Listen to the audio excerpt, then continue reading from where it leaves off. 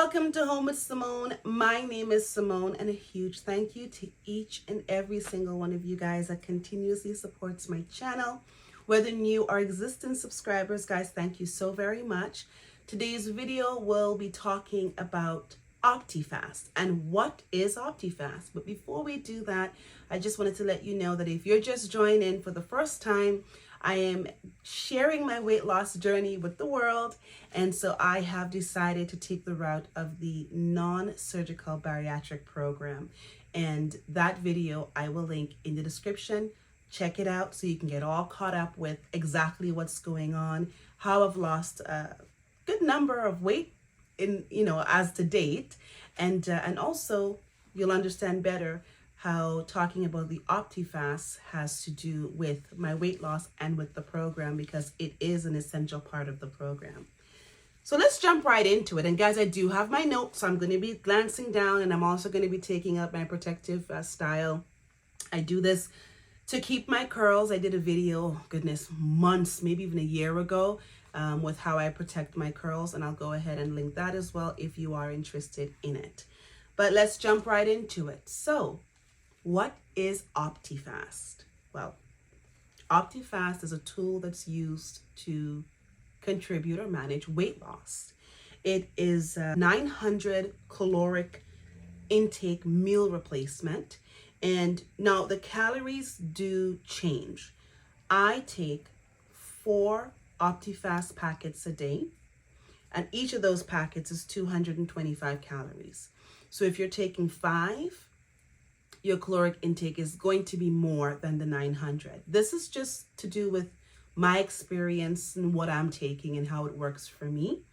Keep in mind, I am not a doctor. I'm a licensed medical professional. Again, this is just my experience, and I'm sharing this journey with you guys. So always, always, always reach out to a licensed physician and get the proper guidance. If you're interested in the program and what I'm doing, you want to make sure you have that medical approval before jumping into it. Always better safe than sorry.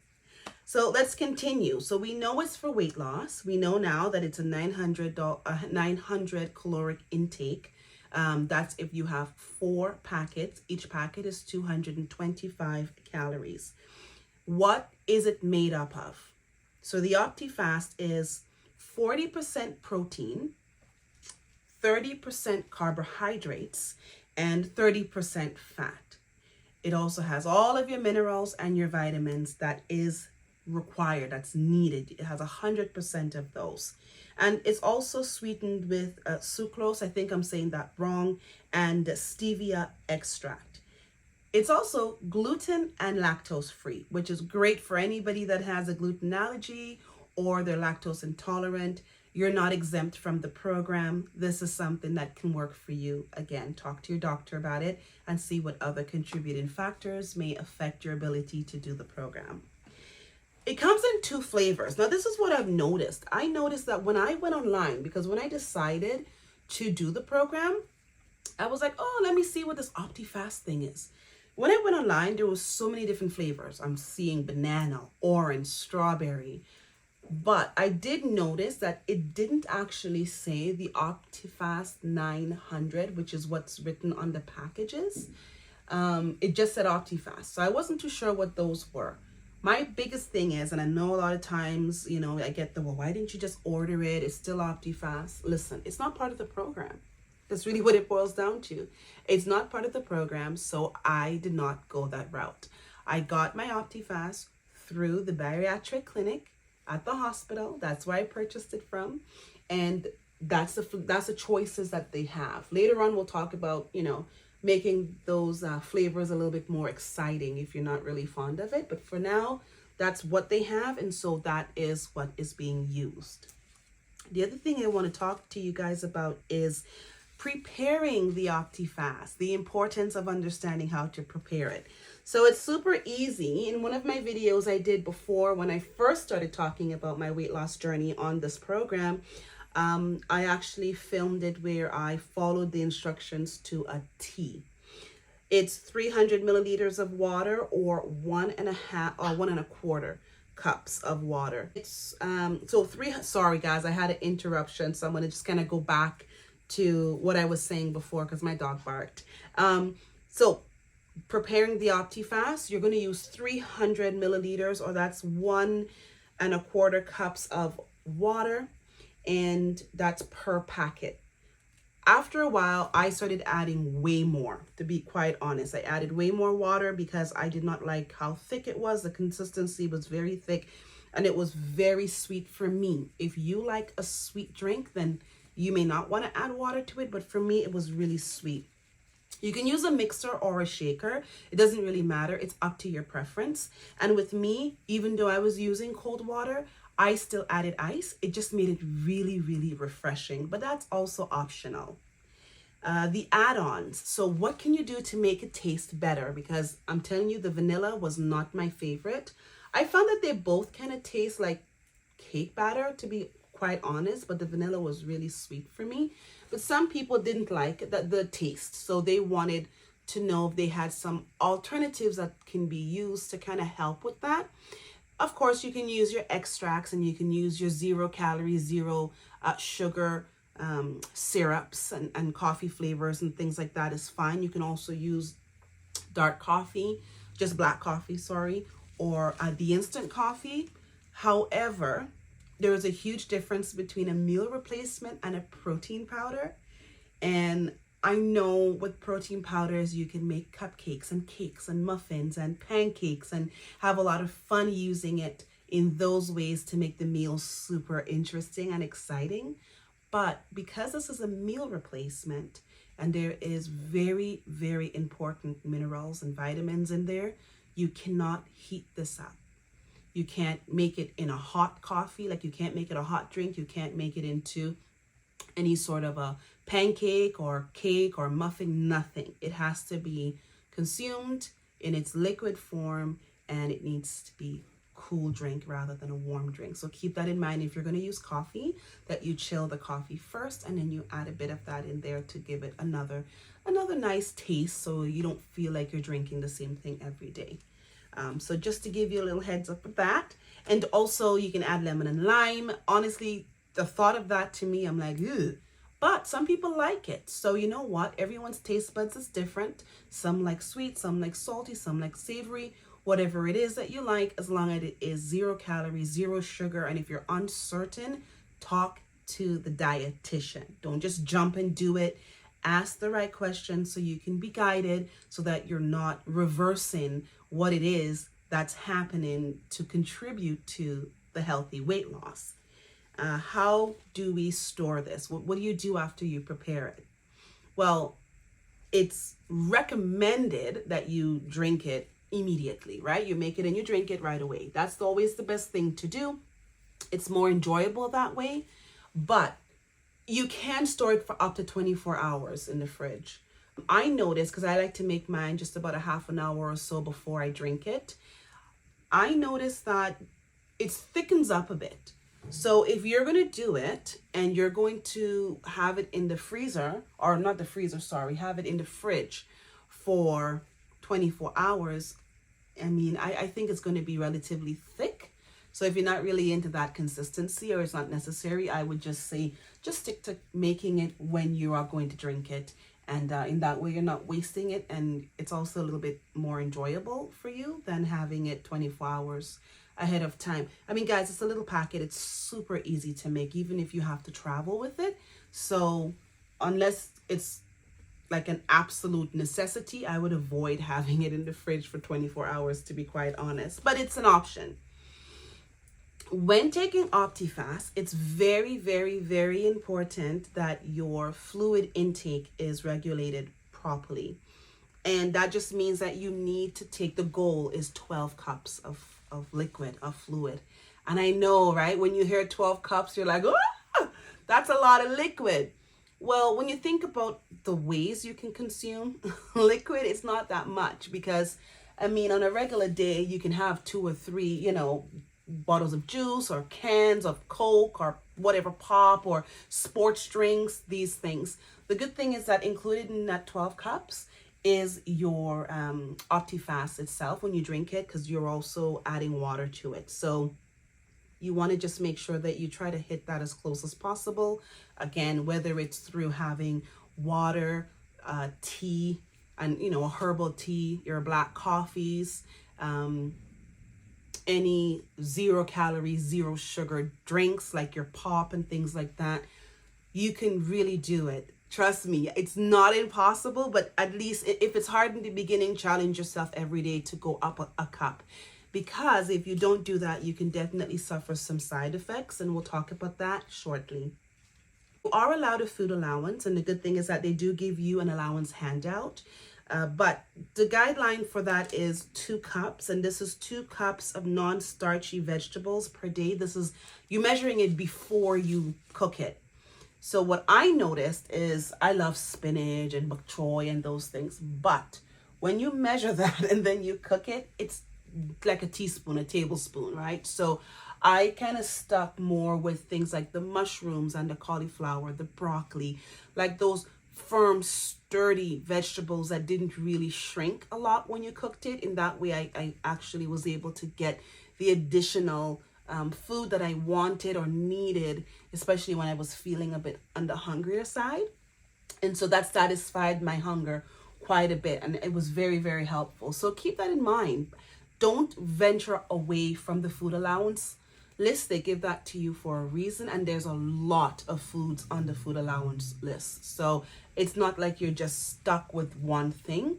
There is quite a bit on there that you can choose from, which is a good thing. So you want to keep that in mind and just make sure that you're staying on track with those things, and you're not, going over and above board and having 6 cups of fruits or vegetables and 5 cups of soup and all these things. Stick with it. It's tough initially, but it's so worth it. You also want to follow a schedule, keeping in mind that what we're doing is we're kind of reprogramming ourselves. So you want to make sure, excuse me, and follow a schedule of at least 4 hours in between each Optifast. When you think back to when you're younger, think about how our bodies are trained. Our bodies are trained to eat at a set time and within an allotted period of time. From the time you're a baby, maybe you start off with every 4 to 6 hours, and you go every 4 hours, and then you've got breakfast, snack, lunch, snack, dinner. And then somewhere along the line, we might lose the snack and just have breakfast, lunch, and dinner. But those 3 main meals, breakfast, lunch, and dinner, hands down, is always at a particular time or within a particular period of time. Normally, it's the 4 hours. That's normally when you start to feel a little bit on the hungry side. So the ideal thing to do is to have, let's say, the schedule. So like you have like an 8 a.m. for breakfast, you've got lunch at noon, you've got 4 p.m. your snack, you've got dinner at 8. There's your every 4 hours getting something into your system. And the reason is what you're doing is you're actually establishing what's called a meal routine. You're telling your body, every 4 hours, I guarantee you something's going to be there for you to use as fuel to keep me going. If you don't do that, this is where I struggle. This is my biggest battle, because I can eat once for the day and I'm fine. But you end up going into starvation mode. Your body is doing exactly what it needs to do to try to keep you alive. It's storing everything it can and slowing down your metabolism to try to make it stretch for you to be able to function. So by giving your body every 4 hours something you're consuming something, the body has no need to go into this kind of like reserve mode. It's going to be like, oh, let's get this out. Let's speed up. Let's work faster. We got to get all of this out because something else is coming in. That also contributes to healthy weight loss. And you feel good, and you feel energized, and you feel healthy. So that's a good thing about having a actual meal schedule. Talking about a meal schedule, guys, let's talk about what does Optifast actually do to our body? What happens when we're only consuming the Optifast? Well, when we're consuming Optifast, our body goes into what's called ketosis. And ketosis, it is a metabolic state It's where the body begins to burn its own fat for energy. So when this happens, it results in decreasing the amount of carbs in your diet. So let me rephrase that. It happens when you decrease the amount of carbs in your diet. So while we're on Optifast, our fat stores, that becomes the primary energy source. There's nothing else for the body to do but burn the extra fat. And this is what contributes to the weight loss. Being obese or overweight, we have a lot of additional fat that needs to go. So what better way for it to go than our body actually burn it and use it up? And so this is what ketosis does. It causes your body to use the fat to get rid of it, which is a beautiful way to lose weight. The body, when it's in a state of ketosis, you tend to feel less hungry, right? Because it's working, it's doing something. And if you're feeling less hungry naturally without a suppressant, then you are consuming a lesser amount in a natural way. So there is no extra effort that's required to maintain that, because you are not feeling hungry, not because something is stopping you, like an external source is stopping you. You're not feeling hungry because your body doesn't need anything at the moment. It's doing what it needs to do with what you already have. But the issue with this is, because we are at a fragile state, especially while we're taking the Optifast initially, and our bodies are trying to kind of, get into a healthier way of working, we are more likely to end up experiences what's called like rebound hunger if we eat anything we're not supposed to eat when we're on the Optifast. So if you go out there and decide you're going to have a slice of pizza one day, what you're doing is you're reversing that ketosis and you're putting yourself right back to where you were before. And that could come with you feeling unnaturally hungry and wanting to eat everything because you haven't had the time to wean your body into getting back into the rhythm of consumption. You don't have the time to look at portion control and, dealing on the psychological part of things. So what you've just done is you've restarted the whole process. It happens. And if it happens, so what? Guess what? You just get right back on the program the next day. And now I kind of made a boo-boo. I had a human moment. Let me push forward and do this with a stronger frame of mind so that I can get to the point where I can start eating and enjoying my food, right? So it's not to say that you are going to ruin everything. You're not ruining everything, but you're just kind of causing a bit of a stall and you have to get yourself back on track. That's really what's happening. The longer you stay in this case of ketosis, the state of ketosis, is the more weight that you're going to lose, because it's the more that your body is relying on burning all of that fat. And this is where you're going to optimize your results. So if you're going on and coming off, yeah, you'll lose a bit, but you're not going to lose as much as you could have lost in the time frame that's allotted on the program. So at the end of the day, you just really have to think like, what do I want to do and how much do I want to lose and how bad do I want to start getting myself into a healthier state of mind? And focusing on that does help you to stay a little bit more committed and loyal to the program. So that is talking about, how Optifast works. You do go into the state of ketosis. It allows the body to use the extra fat as fuel to keep you going, making sure that you are on a meal schedule to encourage your metabolism to burn a little faster, work a little faster, so that you're not storing unnecessary things. And this is contributing to healthy weight loss. So there's a big difference between just losing weight and healthy weight loss. This is something that you're going to be able to manage. The last thing that I want to talk to you guys about is some of the changes. And I say changes, I don't want to say side effects, because they're not really side effects. These are changes. Your body is going through something it has never done before, and it could be a little stressful. It's a little uncomfortable. So let's talk about what some of these changes are and how we can actually get through this. Some experience all, some experience some, and some experience none. I'll tell you guys which ones I experienced and what I had the most trouble with. The first one is fatigue. This hit me like a ton of bricks. I was so exhausted.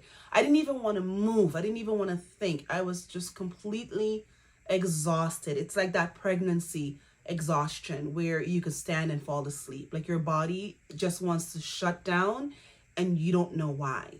Well, the reason is because your system is trying to get used to what's happening. There's a big change going on inside, and your body is saying, I need you to rest. I need you to stop so I can catch up with the requirements that you're asking me. What you're telling me to do, I can't do with you doing what you're doing. So please take a break. Let me get into that. Let me figure it out. So you have to listen to your body. Rest. That's the only way you can deal with the fatigue. If your body says it's tired, listen to it. Rest. While you're resting, you're allowing your body to make the necessary changes and adjustments so that you can actually have the results that you want and you feel a little bit more comfortable.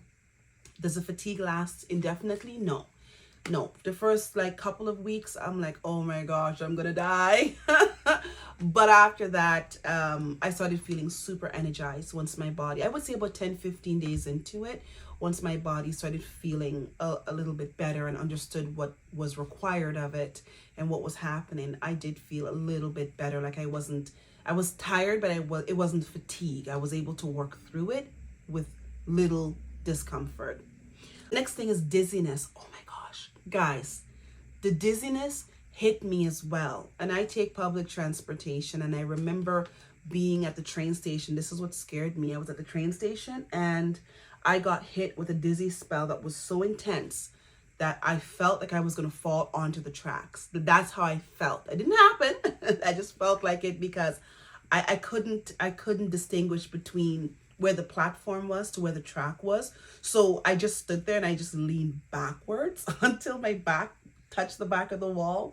And at that point I was like, no, this is not going to happen. I need to take the time away to make sure I'm okay. I also almost fell down a flight of stairs. Being dizzy again, my commute to work is extremely long and there is a lot of stairs. I'm running up, I'm going down, it's very physically demanding. I'm moving with the flow of the rush hour traffic. You're at a pace that you may not naturally move at. You're just going fast. You're trying to catch a train, you're trying to get a seat. All of that extra movement that I'm doing, and I'm going up all of these stairs and running down all of these stairs, the rush of it all, my fatigue really did affect me with the dizziness. And so the only thing you can do with that is you really want to make sure that you increase your fluids. And what helped me a bit was being able to have some of the broth. We're allowed to have some broth, and that did help me as additional liquid. But the dizziness was intense. I do have vertigo, and so my vertigo was definitely impacted by my dizziness due to being on the Optifast, due to the changes. So again, for me, a medical leave of absence was very important. It wasn't just, oh, I'm dizzy and I can get over it. No, my dizziness goes well beyond the typical, I'm feeling a little bit fuzzy. So again, this is why it's important to have a medical team, because they're able to advise you and guide you and keep you safe. And so the fatigue, the dizziness, my vertigo being a huge factor of me feeling very, very sick and very lightheaded. And it's like the constant spinning, and it was just better and safer for me to be at home while going through this. It didn't last forever. Like I said, it didn't last forever, but initially this is some of the things that I really had a difficult time with. Dry mouth I experienced, it wasn't too bad. I mean, I drink a lot of liquids anyways, so that was one of the ways to deal with the dry mouth, and that goes away actually pretty quick. Headaches. I didn't actually get, I thought I was going to get a lot more headaches. I had mild headaches, but it wasn't anything excessive or anything concerning.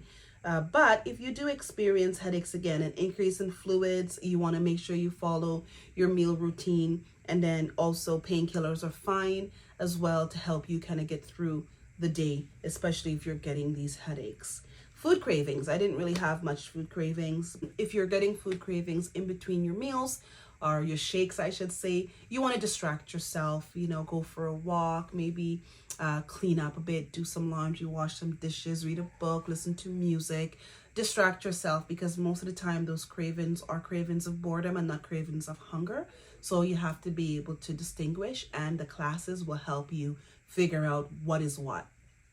Also, bad breath is something. I didn't experience bad breath. I think it's because I consumed so much liquid. I was always drinking water, or like having, you know, my sugar-free drinks. And then I had Tic Tacs. I was always eating Tic Tacs as well. So I didn't experience a lot of bad breath. But if that's something that you battle with, then, you know, frequently brushing teeth, washing mouth, using things like your mouthwash, consuming lots of liquids, and keeping your mouth hydrated. And that's Luna. But keeping your mouth hydrated, and also, you know, just being aware of your meal schedule, having things on time, that also will help.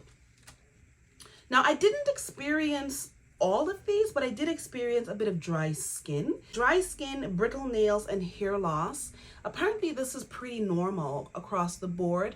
It affects a lot of people. I only experienced, like I said, the dry skin, but I thought that was because the weather was changing. It could very well have been, I'm not sure. But if I had to pick one of the three, that's what I experienced the most. You know, you obviously want to hydrate your skin. It's not anything that lasts forever. Let it run its course, and then your body will get back to the where it was before, where this is not an issue for you. Muscle cramps, a huge contributing factor to muscle cramps is dehydration, a lack of liquids. So make sure that you are drinking lots of fluids, and also stretching helps a lot with giving your muscle a bit of a break, and you know, allowing it to get some tension relieved from it, so you're not cramping up as much. That does help. So stretching and increased liquids. Frequent urination. Oh my God, I peed all the time. It was such an interference. Like, I'm literally running to the bathroom every 15-20 minutes. My bladder was always full. And guys, that goes without saying. I mean, you're peeing because you're consuming so much liquid, right? So obviously there's nothing you can do. You can't stop drinking the liquids.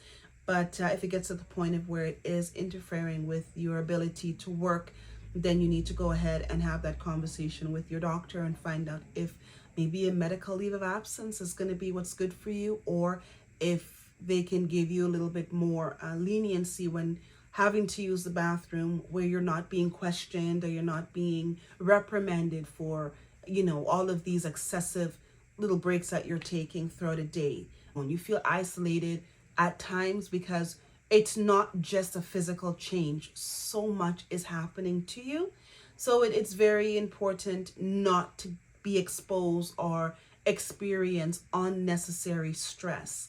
This is something that can really make you throw your hands up and say, forget it. And at the end of the day, guys, like I said in my last video, when it comes to your life, you have only one, and it's your responsibility to live it the best way possible.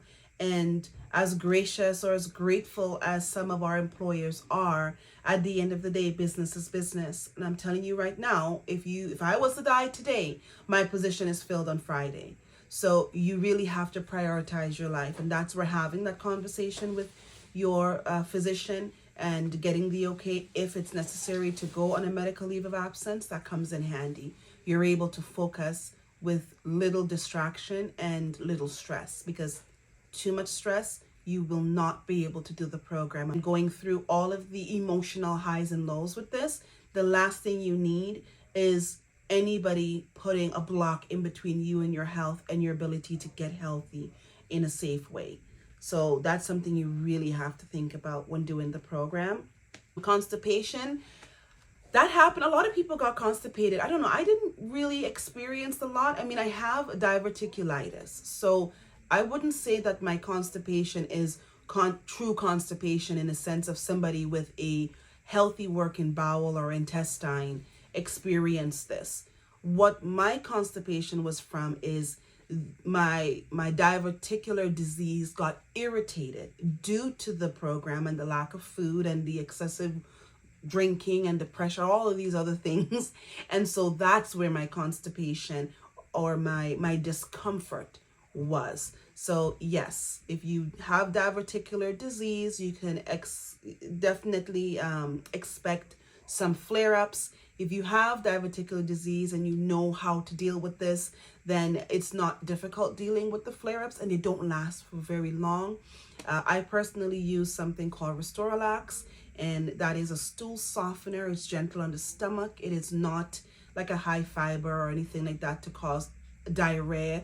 It just loosens the stool and allows your body to release it with no griping of the stomach or no stress. So that's the important thing, is if you do have diverticular disease, be prepared for a flare-up. People experience diarrhea.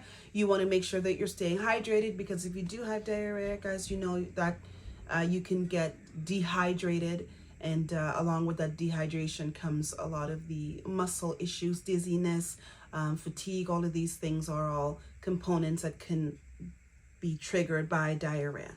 So this is why this program has a team of doctors and specialists, right? Because at the end of the day, we're going through all of these changes, not just psychologically, but physically as well.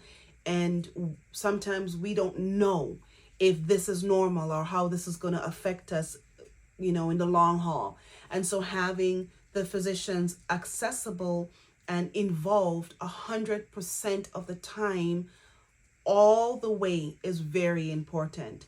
And that's why it's important not to miss those doctor's appointments, not to miss those meetings, and take advantage of your physicians and have those extra scheduled meetings, and, you know, talk to them about any of your concerns, filling out your paperwork, sending it in, because that's one of the ways that they keep track of your progress and knowing that things are progressing in a healthy, safe way.